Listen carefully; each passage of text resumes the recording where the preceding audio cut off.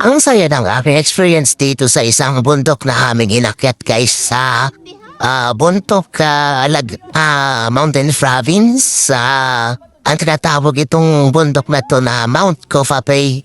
So yun guys, habang kami ay nag-aantay dito ng liwanag at yung sunrise, ay dito muna kami guys kasi sobrang lamig nga guys. Talagang hindi mo kakayanin yung lamig pag wala kang proper gear ba.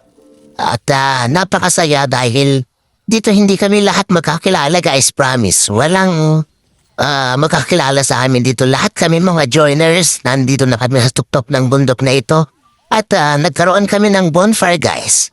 So dahil kami ako Ilocano ako, familiar ako dito. Inudo ang term namin dito sa Ilocano guys. So yun.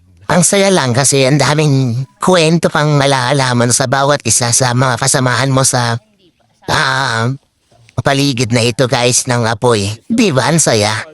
Parang may nagbabalik tanaw o may naalala ko sa pangyayaring ito. Ang saya lang guys. Kaya guys, ano yung mga experiences ninyo pag kayo ay nakakapunta ng bundok? At yun, maraming nagkukwentuhan, no? Di ba guys? Marami kang nalalaman sa bawat isa, ha?